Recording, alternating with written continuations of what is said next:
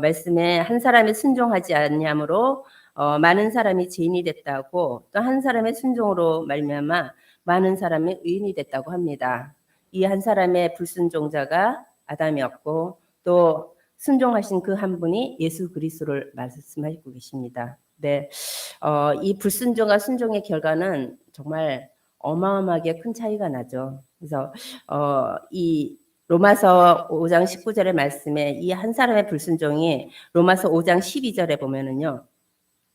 아담의 죄를 말하는데, 그러므로 한 사람으로 말미암아 죄가 세상에 들어오고 죄로 말미암아 사망이 들어왔나니 이와 같이 모든 사람이 죄를 지었으므로 사망이 모든 사람에게 이르렀느니라. 한 사람의 불순종으로 모든 사람이 죄인이 됐어요.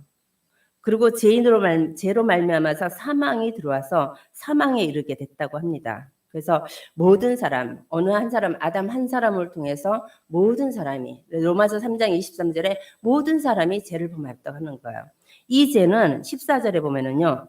그러나 아담으로부터 모세까지 아담의 범죄와 같이 죄를 짓지 아니한 자들까지도 사망이 왕노릇하였으니 아담은 오실 자의 모형이라. 아담이 죄를 졌는데 이 죄가 죄를 짓지 않은 그 후대들도 다 죄인이 됐다는 거야. 그러니까 아담으로 인해서 지은 죄가 모든 사람에 내려왔다는 거야. 내가 지은 죄가 아니라고 얘기하지만 성경은 그로 인해서 모두가 이 땅에 태어난 아담의 후손, 남자의 씨로 태어난 모든 자는 죄인이라고 성경은 말씀하고 있습니다. 이 죄가 얼마나 크냐. 한 사람의 죄가 세상에 들어옴으로 인해서 이 죄로 모든 사람이 하나님의 영광을 떠나게 됐는데, 그 로마서 6장 23절에 보면은요. 죄의 삭은 사망이라고 해요. 죄의 대가를 치르는데 그 대가가 죽음이에요. 사망을 이룬다고 말씀합니다. 그리고 이것은 이때 로마서에 주신 말씀이 아니라 이미 하나님이 아담이 범죄하기 전에 언약과 함께 하나님 말씀을 주셨어요. 그게 창세기 2장 17절의 말씀이죠. 선악을 알게 하는 나무의 열매를 먹지 말라. 내가 그것을 먹는 날에는 반드시 죽으리라 하고 말씀했어요. 정령 죽으리라. 반드시 죽는다. 이렇게 말씀하셨어요. 그러면 언약을 놓치고 하나님의 언약에 불순종하면 죽는다는 거예요. 그 죽음이 들어왔다는 거죠. 그래서 이 죽음이 한 사람의 불순종한 한 아담을 통해서 들어왔는데, 그럼으로써 모든 사람이 히브리서 9장 27절에 한 번 죽는 것은 정하신 것이고 모두 후에는 심판이 있다고 말씀하십니다. 그래서 이 죄는 누구 때문이 아니에요. 아담의 죄인 것 같지만 사실은 나의 죄라는 걸. 왜? 믿지 않는 자의 죄. 그러니까 아담의 선악과를 먹은 죄가 지금 우리는요 예수 그리스도를 믿지 않은 죄로 바뀐 거예요. 예수 그리스도를 믿지 않으면 모두가 죄가 되는 거죠. 그래서 그러면서 신명기에는 이렇게 말해요. 이 죄가 사람이 죽는데 죄를 지는데 그 죄로 인해서 죽음이 오는데 각 사람은 자기의 죄로 말미암아 죽음을 당할 것이라고 해요. 누구 때문에 죽는 게 아니에요. 하와 때문에 이걸 먹게 된 게 아니에요. 누구 때문이 아니라 각 사람의 죄라고 말씀하십니다. 그러니까 아버지의 죄 때문에 아들이 죽는 게 아니고 아들의 죄 때문에 아버지가 죽는 것이 아니고 각 사람의 죄 때문에 죽는다고 신명기 24장 16절에 말씀하셔요. 그러니까 지금 역시도 우리는 뭐요? 예수 그리스도를 믿지 않으면 사망에 이미 이르렀지만 영원한 심판을 받게 돼 있다고 말씀하십니다. 이 땅에 태어난 모든 사람은 성경에 모두 죄인이라고 하고 모두가 사망에 이른다고 하시는데, 믿지 않는 영혼들도 모든 사람이 죄인이란 증거가 뭐냐? 사람이 죄인이란 증거는 딱 하나예요. 그러니까 죽음이에요. 죄가 있는 증거로 죽음이 오는 거예요. 이 땅에 태어난 아기들도 죽잖아요. 죽는 것이 뭐냐? 그가 죄가 있다는 죄인이란 증거로 죽음이 오는 거예요. 죄 없는 자는 죽지를 않아요. 그러니까 예수 그리스도는 죄가 없기 때문에 죽음을 통해서 우리의 죄를 해결하셨지만 그는 완전한 부활을 하셨잖아요. 그때 죄인은 죽게 돼 있는 거예요. 그래서 사람이 죽는 것은 수명이 다해서 죽는다 이게 아니라 죄가 있기 때문에 죽을 수밖에 없다는 거예요. 그러니까 죄의 삭이 사망인 거예요. 그러니까 이 죄의 삭으로 죽게 되는 이 문제로 인해서 인간에게는 살아있는 동안 그 죄의 대가로 저주와 재앙과 고통이 끊임없이 펼쳐지는 거예요. 왜 이런 문제가, 왜 이런 저주가, 왜 이런 삶을, 왜 이렇게 사는지 이유도 없이, 이유도 모르고 계속 망해가는 게 인간의 삶이라고 말씀합니다. 근데 그것을 성경에는 기록하고 있어요. 한 사람 아담을 통해서 온 불신앙의 결과는 뭐냐? 하나님께서 주시는 모든 축복을 잃어버린 거예요. 하나님께서 주시는, 하나님이 형상으로 지음받고 하나님이 생명을 주셨고 하나님의 성령으로 함께 계시며 하나님과 인간관계의 가장 축복인 언약을 주셨는데 그 관계가 깨지면서 하나님으로 오는 복을 받고 살아야 될 인간이 그게 완전히 단절돼 버린 거예요. 그 이후로 인간은요, 자기 힘으로 살아야 되고 죄 속에서 살아야 되기 때문에 문제가 오는 거죠. 하나님이 주신 생명을 떠나게 된 것이 인간에게 가장 큰 저주예요. 그래서 에베소서 2장 1절에 허물과 죄로 죽었다는 거예요. 하나님의 말씀을 불순종함으로 인해서 죽음이 왔는데 영적 죽음이 온 것입니다. 영적 죽음이 올 뿐만 아니라 인간이 원래는 하나님의 자녀였어요. 하나님을 아빠 아버지라고 할 수 있었어요. 그런데 영적 죽음을 통해서 뭐가 왔냐? 하나님과의 신분 관계, 자녀와 부모의 관계가 완전히 바뀌어 버린 거예요. 이제는 하나님을 아버지라고 할 수도 없고 부모로 따를 수도 없는 존재예요. 뭐냐? 이제는 그 불신앙 하나로 인해서 마귀의 아비가 된 거예요. 마귀가 아비가 된 거예요. 요한복음 8장 44절에 너희 아비 마귀라고 합니다. 그러니까 영이 죽은 상태, 불신앙의 이 결과로 마귀의 자녀가 된 거예요. 마귀의 지배 아래 있는 거예요. 마귀의 종로로 타는 거예요. 마귀는 죄를 죄진자 위에 왕을 다는 거예요. 죄의 왕권을 마귀가 갖고 있는 거예요. 그래서 마귀에 잡혀가지고 죄 속에 갇혀 있다는 거죠. 그래서 하나님께로부터 온 하나님이 주시는 모든 그 선한 속성을 갖고 있었던 존재가 마귀의 자녀가 되면서 악한 그 마귀의 속성이 인간에게 그대로 다 들어온 거예요. 거짓의 아비, 살인자요, 거짓말장이요, 모든 악함이 마귀로부터 인간에게 들어왔다는 거죠. 그래서 이렇게 인간은 죄로 인해서 하나님과 단절됨으로써 인간이 악한 마귀의 자녀가 됐다는 거죠.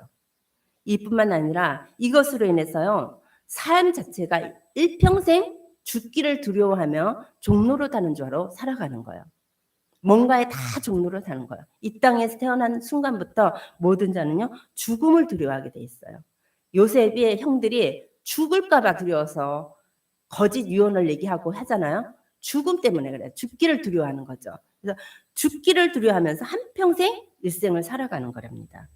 그런데 원래 인간은 하나님이 시편 8절에서 4절에 보면은 하나님이 하나님보다 조금 못하게 지을 뿐만 아니라 영화와 종기로 그를 간을 씌웠다고 말씀하세요. 그러면서 하나님께서 만드신 모든 것을 그 만물을 그 발 아래 두렸다고 하는 거예요. 그러니까 하나님이 왕적 권세를 주셨어요. 영적인 존재, 하나님의 형상 가진 존재에게 왕적 권세를 주셨는 거예요. 그래서 하나님 앞에는 피조물이지만 세상에는요, 대리 통치자로 하나님께서 세우신 거예요. 그런데 마귀의 종이 됨으로 인해서 어떻게 되냐? 이 세상의 지배를 받게 되고 세상의 노예가 되고 세상에 딸려가는 거예요. 세상에 잡혀 있는 거예요. 이런 존재로 바뀌었다는 거죠. 그래서 이렇게 세상의 종, 하나님의 종이 세상의 종으로 세상에 잡혀서 마귀의 종로로 타면서 살 뿐만 아니라 하나님의 창조의 목적이 하나님께 영광을 돌릴 수 있도록 이사야 45장 43장이죠. 이 백성은 나를 위하여 지었나니 나의 찬송을 받기 위하여 지었는데 인간이 하나님을 찬송할 수 없는 존재. 모든 사람이 죄를 범하여 하나님의 영광을 돌리지 못한다는데 영광이 뭐요? 하나님께 예배 드리는 거예요. 예배를 드릴 수 없는 존재가 돼버린 거예요. 단절됨으로 인해서. 그래서요, 인간은 하나님을 영화롭게 해야 되는데 하나님을 영화롭게 할 수 없는 죽은 영이 될 뿐만 아니라 하나님 감사하지도 못하고 그 생각이 허망하여지고 미련한 마음으로 어두워진 거예요. 그래서 이 세상 풍조를 따르고 다른 신을 섬길 수밖에 없는 존재. 왜냐하면 인간이 영적 존재라서 육체를 살면서 신을 찾게 되는 거예요. 모든 사람은 신을 찾는 데니까요. 자기의 육체 어려움이 왔을 때 뭔가를 의지할 더 힘 있는 신을 찾는 존재가 인간이에요. 그런데 하나님을 떠나고 그래서 뭐요? 모든 보이는 자연을, 사람을, 동물을 신으로 섬기고, 그러니까 눈이 있어도 보지 못하고 귀가 있어도 듣지 못하고 말도 못하는 저 많은 돌과 나무를 깎아서 신을 만들어서 우상을 섬기게 돼 있다는 거예요. 그런 형상 우상도 생기지만 골로새 3장 2절에 보면 3장 5절에 보면 탐심이 우상이라 그러잖아요. 마음속의 우상을 다 갖고 있다는 거죠. 그건 뭐냐? 인간이 죄를 하나님을 떠난 영적인 존재이면서 죄성을 가진 인간이기 때문이죠. 그래서 이렇게 살 뿐만 아니라 이 자체가 하나님, 본질상 하나님의 진노 아래 있는 거예요. 이 자체가 진노예요.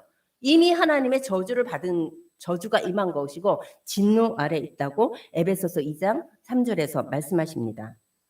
불신앙으로 하나님을 떠나서 세상 신에 잡혀서 마음이 혼미한 상태가 되어서 하나님의 그리스도의 영광이 비춰질 수 없는 존재가 돼버린 거죠.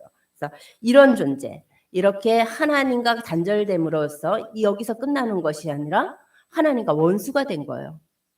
하나님은 아버지였는데 하나님과 원수가 돼서 어떻게 돼요? 그 사망의 그늘 아래서 살 수밖에 없는 존재예요. 근데 평생을 그렇게 살고 또 그런 삶 속에서 태어났기 때문에 다 그렇게 사는지 아는 거예요. 원래 있는 건 그렇지 않다는 거예요. 이렇게 산 존재라고 성경은 밝히고 있는 거예요.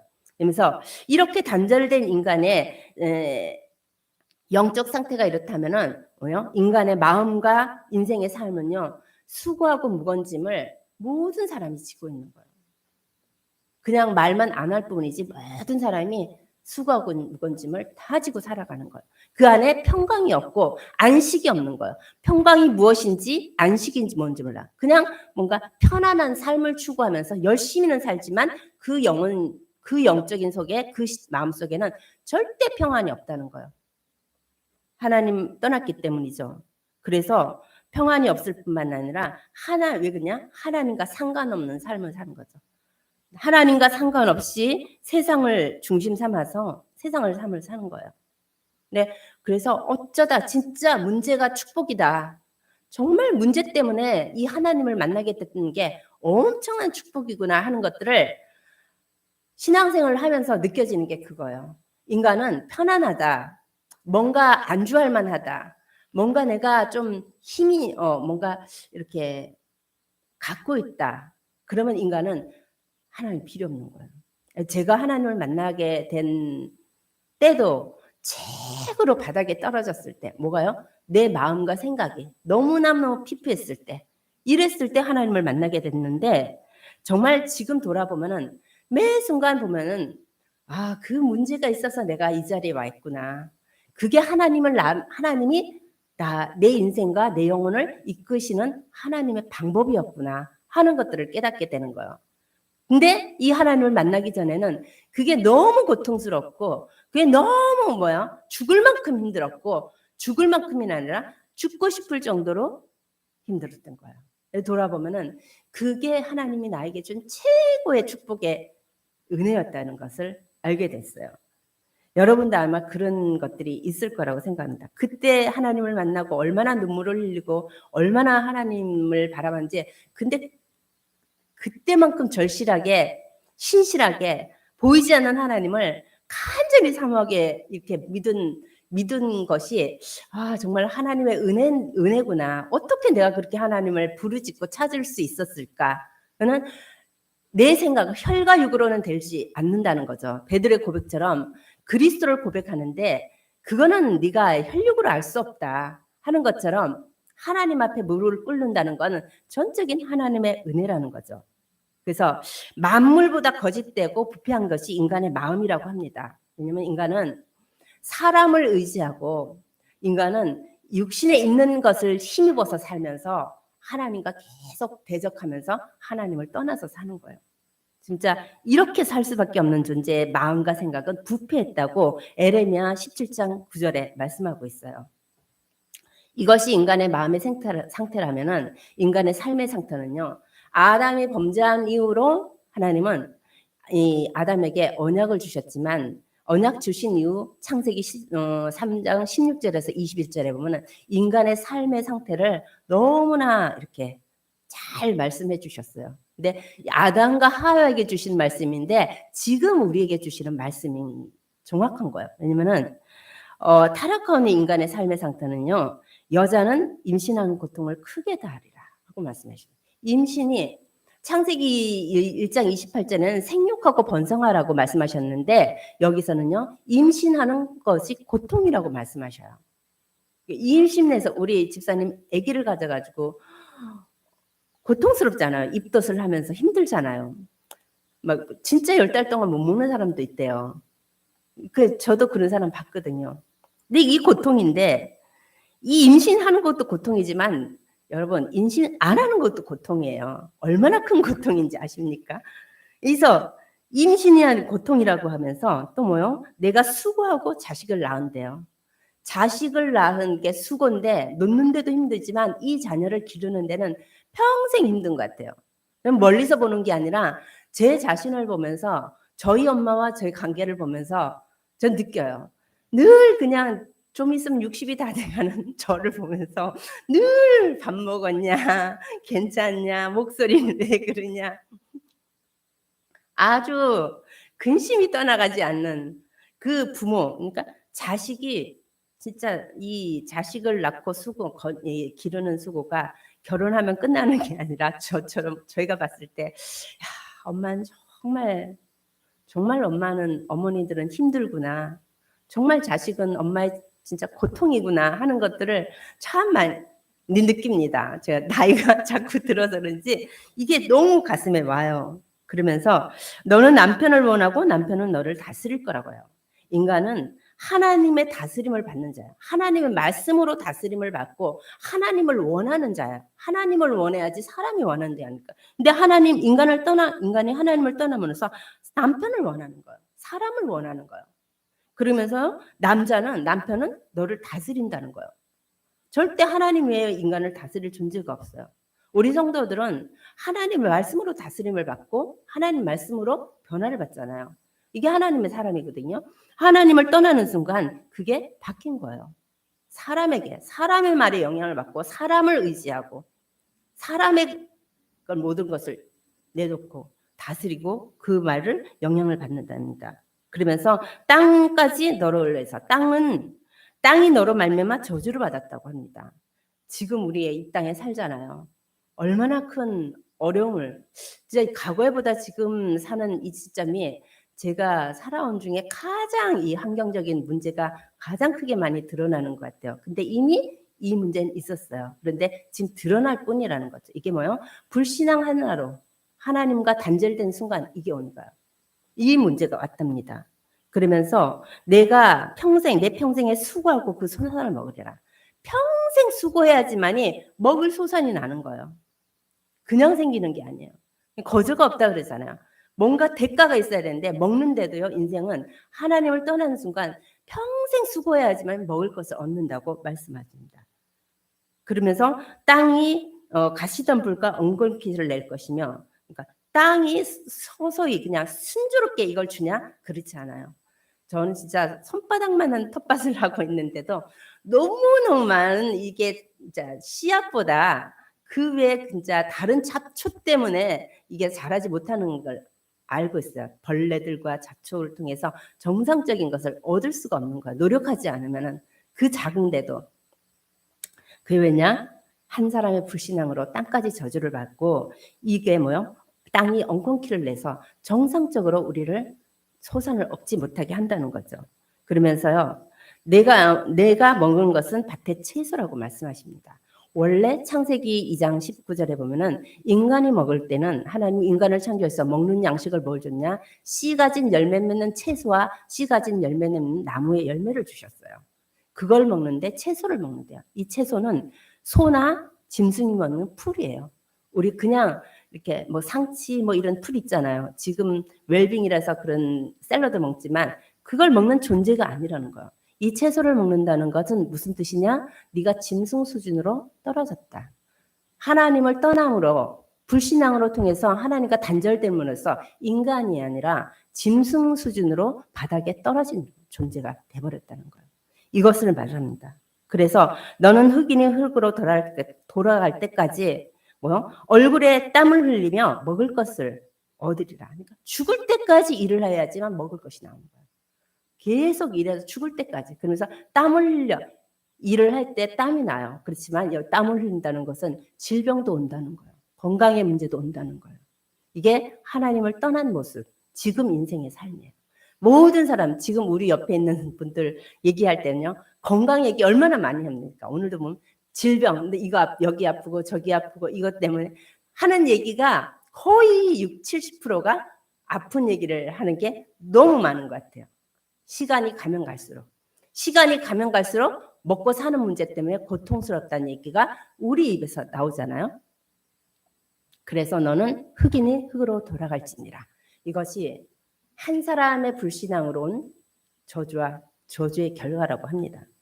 그래서 한 사람 불신앙 결과로 인간은 죄인이 되었고 그 결과로 죄의 왕노로 탈 뿐만 아니라 사망이 이른 거예요. 이 사망이 이른데 이 배경이 뭐예요? 하나님의 떠난 근본 문제 때문이라는 거죠. 그 근본 문제는 인간의 방법으로는 해결할 수 없어요. 이 근본 문제를 해결하려면 하나님만 하시는 거예요. 그래서 하나님께서 이 문제를 해결하시려고 인간에게 하나님은 복음을 주셨어요. 그것이 5장 14절이에요. 5장 14절에 보면 5장 15절에 보면요. 그러나 이 은사는 그 범죄와 같이 아니하니 곧 한 사람의 죄를 인하여 많은 사람이 죽었은즉 더욱 하나님의 은혜와 또한 한 사람 예수 그리스도의 은혜로 말미암아 선물은 많은 사람에 넘치니라. 아무리 범죄가 사단이 인간의 죄가 크다 할지라도 인간이 이런 저주와 가운데 있다 할지라도 이거보다 더 큰 것은 뭐냐? 하나님의 은사라는 거예요. 하나님의 은혜라는 거예요. 그리스도 예수의 은혜가 이 죄보다 더 큰 거예요. 죄를 능히 이길 수 있고 죄 문제를 능히 해결할 수 있는 것은 하나님의 복음밖에 없다고 말씀하시는 거예요. 그래서 이 하나님의 복음이 더 크다 하면서 더욱 하나님의 은혜와 또한 한 사람 예수 그리스도의 은혜로 말미암아 많은 사람에게 선물로 하나님이 주셨는 게 복음이라는 거예요. 그런데 이 하나님의 은혜, 여기서 더욱 하나님의 은혜라 하고 뒤에는 예수 그리스도 한 은혜라고 말씀하시거든요. 여기에 앞에 하나님의 은혜는 뭐냐? 하나님이 아담이 번제한 이후로 창세기 3장 15절에 여인의 후손을 보내주시겠다고 은혜 복음을 주신 거예요. 이게 하나님의 은혜예요. 인간 구원을 위해서 메시아 그리스도를 보내시겠다는 하나님의 계획, 구속 사역을 위한 하나님의 계획이 하나님의 은혜라는 거예요. 그렇다면은 예수 그리스도, 한 사람 예수 그리스도의 은혜는 뭐냐? 그 구속 사역을 이루시고 이 땅에 말씀이 육신이 되어 오신 그리스도를 말하는 거예요. 십자가에 죽으시고 부활하셔서 그 부활과 죽으심과 부활을 통해서 우리에게 생명을 주신 그 은혜는 그게 우리를 살리신 은혜라는 거예요. 성부 하나님께서 계획하신 그 그리스도의 구속 사역과 그 그리스도를 역사를 완성시킨 예수 그리스도의 은혜. 이 은혜가 그 죄를 능히 이기고 우리를 구원할 수 있는 은혜라는 하나님은 말씀하십니다. 그래서 이 예수 그리스도는 로마서 4장 25절에 보면은요, 이렇게 로마서 4장 25절에 보면 예수는 우리가 범죄한 것 때문에 내줌이 되고 또한 우리를 의롭게 하시기 위해서 살아나셨느니라. 하나님이 예수 그리스도 독생자를 왜 죄를 알지도 못하는 그분을 내주셨냐? 우리 죄 때문에 내어주신 거예요. 한 사람의 죄 때문이지만 나의 죄 때문에 그분을 내주셨고 또요 그분을 살리신 것은 우리를 의롭게 하기 위해서. 의롭다는 것은요 우리를 죄 없다, 너 죄인 아니다 칭의하시는 거예요. 그러기 위해서 그를 살리셨다고 말씀하십니다. 이것이 하나님의 은혜고 하나님의 선물이고 하나님의 사랑이라고 말합니다. 로마서 우리 고린도후서 5장 21절을 한번 보겠습니다. 고린도후서 5장 21절에 보면은요.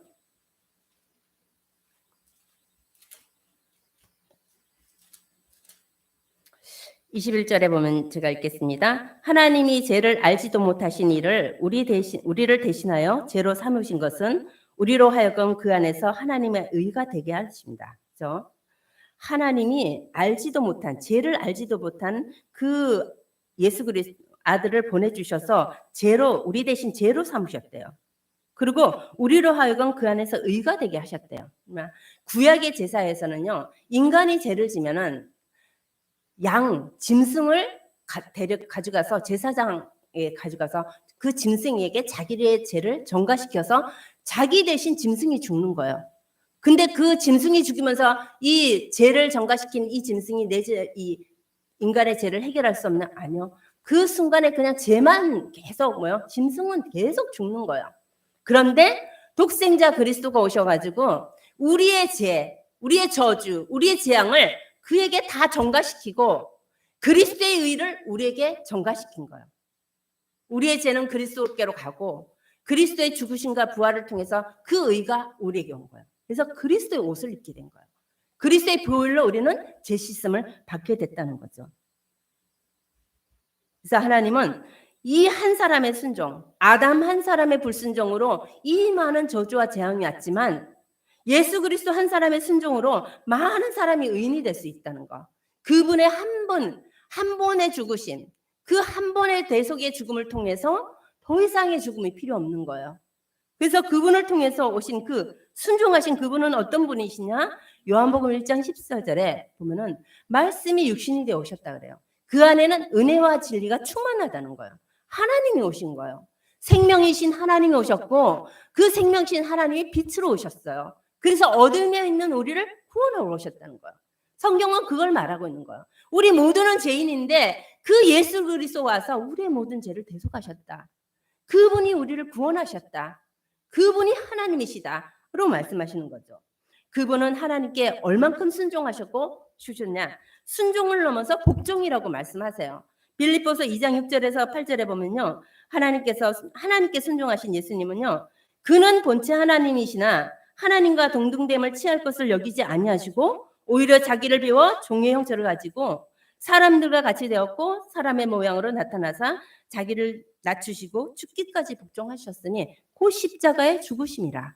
그러니까 그 하나님이 이 땅에 오실 때는 사람의 모양으로 오셨다니까. 하나님인데 사람으로 오셔서. 그래서 온전히 사람의 모습으로 그는 낮추시고 죽기까지 복종하시는 거예요.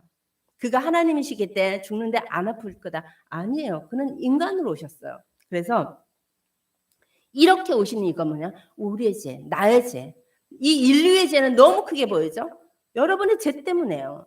여러분의 죄가 너무 커서, 나의 죄가 너무 커서 이 죄에서 구원해야지만이 됐기 때문에 이 사단의 권세에 이제 잡혀있는 우리를 구원하시러 이렇게 오셨다니까요. 이분이 나를 구원하셔서 우리에게 받을 하나님은 찬양받기를 원하고 영광받기를 원하시는 거예요. 그 핏값으로 우리는 구원을 받아서 하나님께 예배를 드릴 수 있는 존재가 됐다는 거죠. 이렇게 구원받은 자가 로마서 5장 1절에 보면 그래요. 1절에 그러면 우리가 믿음으로 의롭다 하심을 받았으니 우리 주 예수 그리스도로 말미암아 하나님과 화평을 누리자. 원수된 자가 이제는요. 그리스도 예수를 통해서 화평을 누릴 수 있는 존재가 된 거예요. 하나님을 아빠 아버지라고 부를 수 있고 하나님이 안에 있는 그 평안과 안식을 마음껏 누릴 수 있는 자가 된 거예요. 예수님 모르실 때는요. 무슨 예수를 믿어? 우리 조상한테 제사를 지내야지. 엄청 제가 그걸 강요했던 사람이에요. 그 원수된 존재였다니까요. 그런데 그리스도로 말미암아 그 은혜로 말미암아 하나님이 바꿔놓으신 거예요. 뿐만 아니라요. 2절에 보면 그로 말미암아 우리가 믿음으로 서 있는 은혜에 들어감을 얻었으니 하나님의 영광을 바라고 즐거워하니라. 인간 창조의 목적이 하나님께 영광을 돌리며 하나님으로만이 즐거워하는 존재로 만들어졌다고 그랬거든요.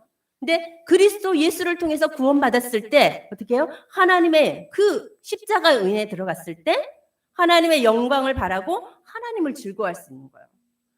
여러분이 즐거워할 수 있는 것은 내 힘으로 되는 게 아니에요. 은혜예요, 은혜.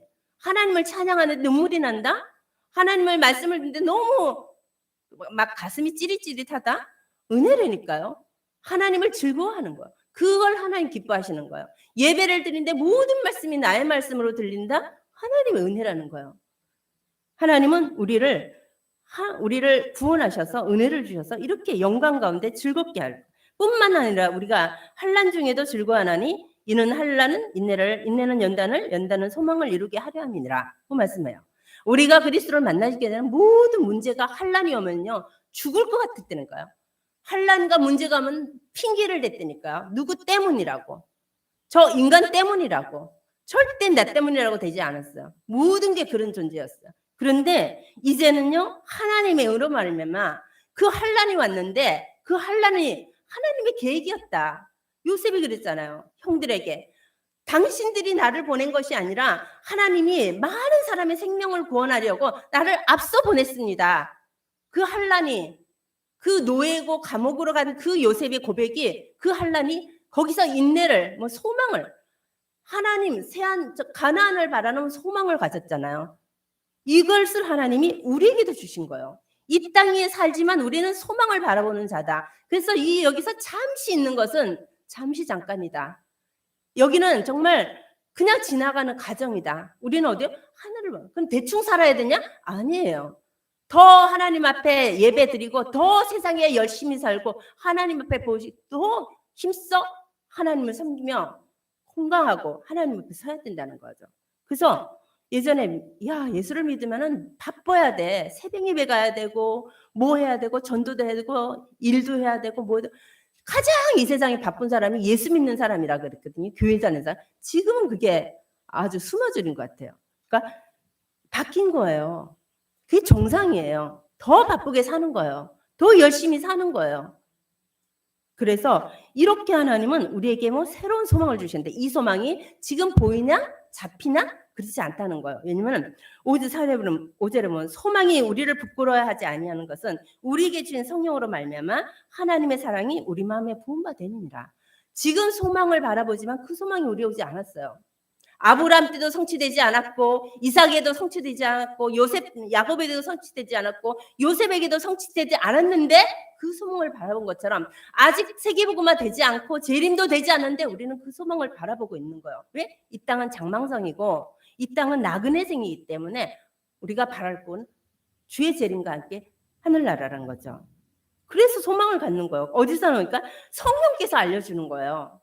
하나님이 예수님이 성령을 오시면은 진리의 성령이 오셔서 내가 모든 것을 너에게 알려주신다고 하셨고 진리의 성령이 임해서 우리에게 가르쳐 주시는 거예요. 그래서 하나님의 사랑이 우리 마음에 부은 바 됩니다. 그리스도 예수의 십자가의 사랑, 독생자를 주셔서 이처럼 사랑하사 독생자를 주신 그 십자가의 사랑을 우리에게 부은 거예요. 율법의 완성이 사랑은 율법의 완성이라 그래요. 율법을 통해서 뭘 했냐? 죄를 깨닫게 하고 죄를 드러나게 하는 거예요. 율법이 오기 전에는 내가 살아있었고 죄는 죽어있다 그래요. 죄는 우리 속에 있었고 나는 겉으로 살아났는데 율법이 임함으로써 죄가 살아나고 내가 죽어요. 근데 이제 예수 그리스도가 율법의 마침이라는 거예요. 율법은 우리를 그리스도께로 인도하는 몽학 선생이라고 그랬어요. 그러니까 계속 우리는 죄인이기 때문에 이 죄를 해결할 수 있는 길은 그리스도밖에 없고 그리스도의 빛이 들어가 있기 때문에 계속 우리를요, 넌 죄인이야 하면서 그리스도께로 우리를 인도하는 거예요. 율법은 기능은요, 죄를 밝히는 거고 그리스도께로 인도하는 거예요. 율법으로는 우리를 구원할 수 없어요. 율법으로 행위로는 구원받을 수 없다는 거예요. 그래서 그리스도의 사랑으로만 된다 하고 말씀하십니다. 언제요? 우리가 연약할 때 기약대로 그리스도께서 경건하지 않은 자를 위해 죽으셨다. 우리가 연약할 때, 죄인이었을 때, 아무 힘 없을 때, 아주 비참하게 있을 때, 평안도 없고 안식도 없고 사망의 그늘 안에 앉아 있을 때, 그 연약할 때 기약대로, 약속대로 그리스도를 보내주신 거예요. 창세기 3장 15절에 여인의 후손을 약속대로 보내주셨는데 그분이 다윗의 씨를 통해서 이 땅에 오신 예수 그리스도라는 거예요. 그분이 오셔서 우리를 구원하셨다는 거죠. 그러면서요, 의인을 위해서 죽는 자가 쉽지 않고 선인을 위해서 용감히 죽는 자가 혹 있거니와 우리가 아직 죄인될 때 그리스도께서 우리를 위하여 죽으심으로 하나님이 우리에 대한 자기의 사랑을 확증하셨는다. 너는 죄인이야. 증거가 뭐야? 사망에 이르니까. 넌 죽을 거니까. 너는 하나님의 자녀야. 내가 너를 사랑해. 확증이 뭐예요? 그리스도를 보내주셨다는 거예요. 이것이 하나님께서 주시는 한 사람의 순종으로 일어난 거라는 거죠. 그러면 우리가 그 피로 말미암아 의롭다 하심을 받았고 더 그로 말미암아 진노하심에서 구원을 받는다. 진노 아래 있는 자가 구원받지 못할 죄인이 그리스도로 말미암아 진노 아래서 건짐을 받았고 뭐요? 하나님께 구원을 받았어요. 이제 우리가 원수 되었을 때 하는 아들을 죽게 하셔서 하나님과 화목하게 했다고 말씀하세요. 그러면서 이뿐 아니라 우리는 화목하게 된 자로서 우리 주 예수 그리스도로 하나님을 즐거워하라. 그러니까 로마서 1장에 너가 의롭게 되는 것이 그리스도로 말미암아 됐다 하면서 2장이 뭐요? 하나님을 영화롭게 하나님으로 영광을 돌리며 즐거워할 자다 했는데 11절에 가서 또 말씀하시는 거예요. 하나님 안에서 또한 즐거워하느냐. 인간의 목적이요. 하나님으로만 즐거워하는 존재예요. 여러분이 교회 올 때나 집에 있을 때나 누울 때 내 안에 하나님으로만 즐거워하는 거예요. 이게 우리 인간의 창조의 목적이에요. 하나님으로 기쁘고 하나님으로 즐거워하는 존재로 하나님 만들었다는 거예요. 이렇게 돌아오기까지요. 한 사람의 순종이 있었는데 그리스도 예수의 십자가 죽으신가 부활이라는 거죠. 그래서 이 아담 한 사람의 불순종의 결과가 우리 이 불신앙의 이 삶이라면은 한 사람의 순종 예수 그리스도의 결과는요. 의롭게 만들 뿐만 아니라 하나님으로 즐거워하는 자, 하나님으로만이 기쁜 자, 하나님의 영광을 돌릴 자로 하나님이 세우셨다는 거죠. 그래서 그렇다면 이 불순종과 순종이 어디에 기준이 되냐? 그게 언약이에요.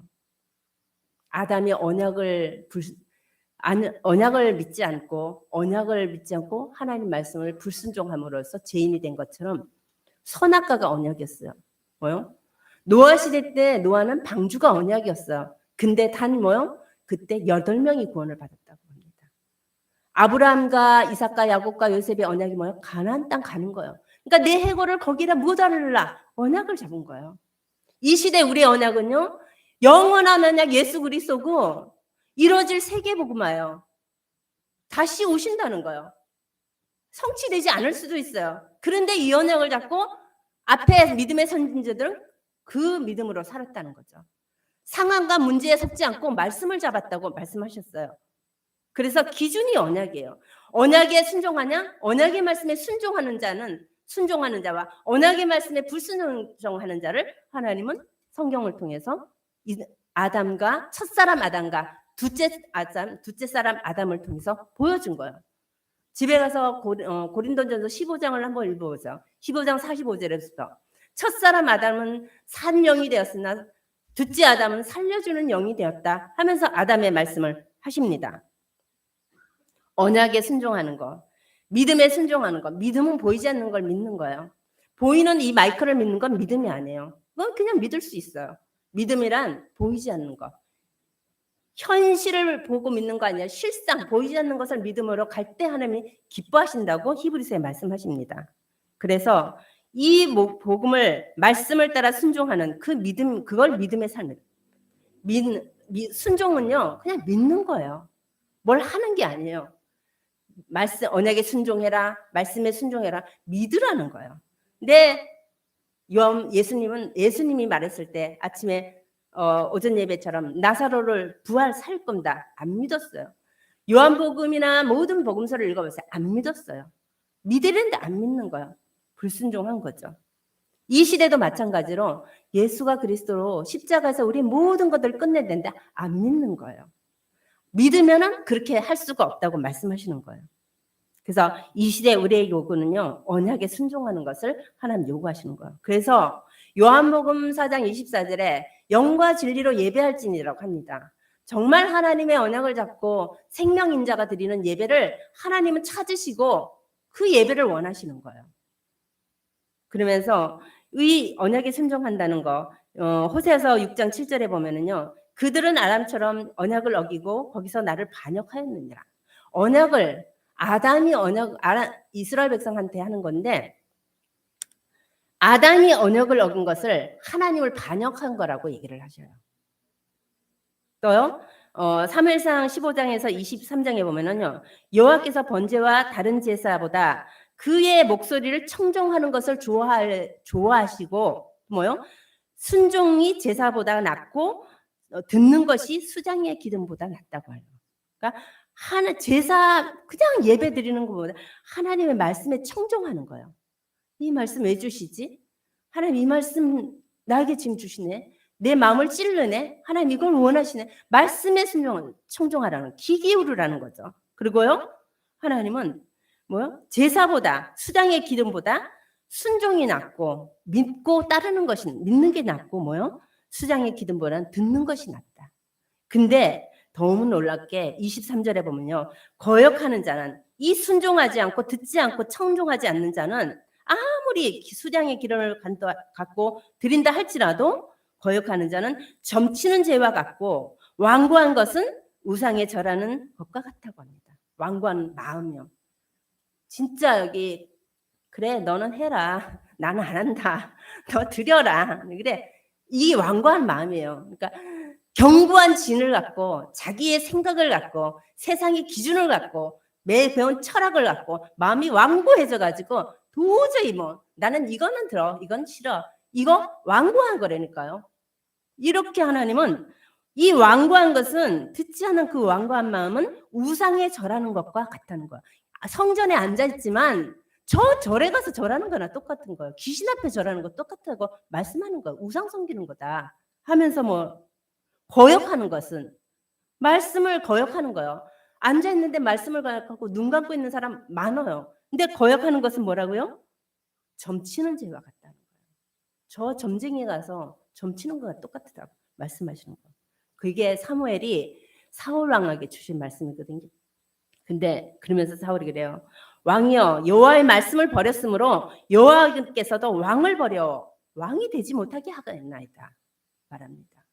이 시대 우리를 이스라엘의 영적 이스라엘로 부르셨고 베드로전서 2장 9절에는 왕 같은 제사장으로 거룩한 나라로 부르셔서 교회를 세우시고 하나님의 언약을 잡게 하시고 언약을 전달하게 하셨는데 완고한 마음 때문에 듣지 않는 거 듣고자 하는 내가 듣고 싶은 것만 듣고 할 때 하나님은 내가 너를 버렸으니 나도 너를 제사장 되지 않게 한다. 똑같은 거예요.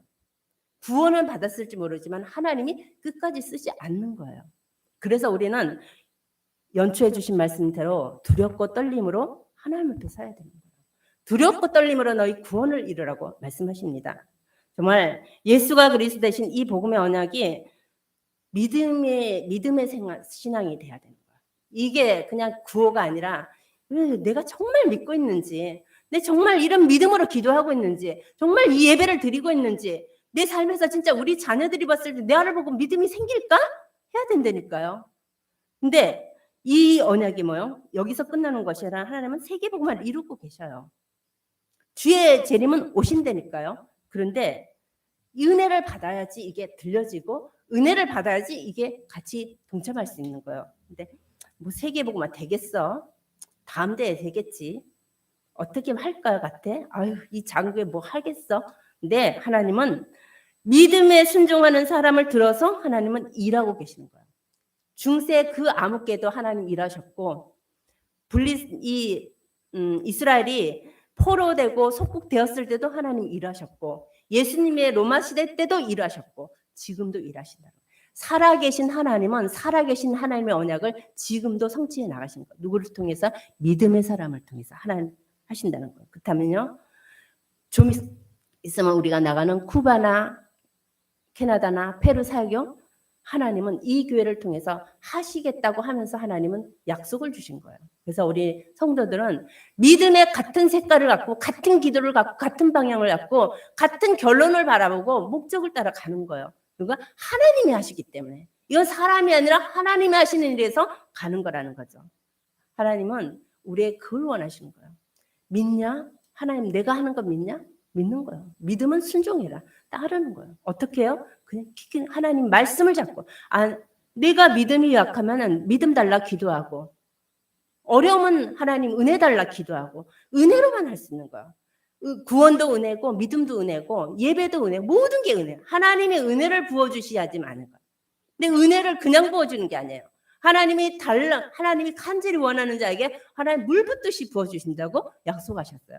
이사야 55장 6절에서 보면은요, 너희는 여호와를 만날 만한 때 찾으라, 가까이 계실 때 그를 부르라. 그러면서 악인은 그 길을, 불의한 자는 그 생각을 버리고 여호와께로 돌아오라. 그리하면 그가 긍휼히 여기시리라고 말씀하십니다. 가까이 계셔요. 지금 우리 너무 가까이 계셔요. 계속 그리스도를 주시고 복음을 듣게 하시고 가까이 계시다니까요. 그런데 우리의 완고함과 완악함 때문에 우리의 인생 자체가 너무 건건한 메마른 신앙이 돼버렸다는 거죠. 그래서 하나님은 만날 만한 때 찾으라 하시고 가까이 계실 때 그를 부르라고 말씀하십니다. 그래서 정말 우리의 신앙의 결론과 목적과 방향이 정말 이 언약 속에서 모두가 한 방향, 모두가 한 뜻, 모두가 한 믿음의 색깔을 갖고 지금 창세기를 통해서 마지막 했지만 계속 우리는 이 믿음으로 하나님의 말씀을 순종하면서 따라갈 수 있는 은혜를 구하는 자가 돼야 될 것 같습니다. 그래서 정말 하나님 저희들에게 이 믿음을 주셔서 은혜를 주셔서 그 말씀이 들려지게 하시고 은혜를 주셔서 하나님 내가 정말 부르신 이 교회와 하나님의 은약 속에 어떻게 하나님 할 수 있는지 은혜를 달라고 그래서 그 믿음으로 강건하게 굳건하게 설 수 있는 그런 믿음의 성도들 또 우리 하나빛교회가 되었으면 좋겠습니다. 그래서 하나님이 주시는 그 목적대로 세워져가는 우리 인생과 교회가 될 수 있도록 예수님의 이름으로 권면드리겠습니다.